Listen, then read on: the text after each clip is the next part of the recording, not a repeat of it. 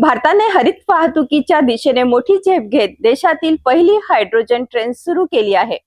पण ही hydrogen train नेमकी काय आहे, ती कशी चालते, डिझेल किंवा इलेक्ट्रिक ट्रेनपेक्षा ती कशी वेगळी आहे आणि भारतासाठी तिचे महत्त्व काय आहे, जाणून घेऊया या विशेष माहितीतून. भारताची पहिली हायड्रोजन ट्रेन हरियाणातील जींद ते सोनीपत मार्गावर सुरू झाली आहे.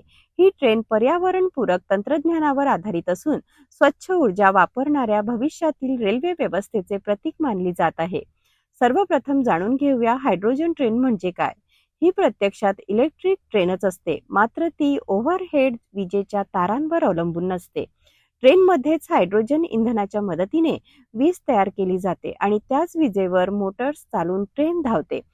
आता पाहूया ही ट्रेन कशी काम करते. ट्रेनच्या छतावर विशेष हायड्रोजन टाक्या बसवलेल्या असतात.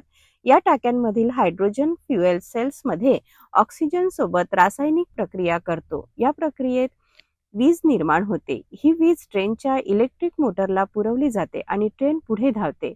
उरलेली अतिरिक्त ऊर्जा बॅटरीमध्ये साठवली जाते, जी गरज पडल्यास वापरली जाते. या प्रक्रियेत धूर किंवा कार्बन डायऑक्साईड बाहेर पडत नाही. बाहेर पडते ती केवळ पाण्याची वाफ. त्यामुळे या ट्रेनला झिरो एमिशन किंवा ग्रीन ट्रेन असे म्हटले जाते.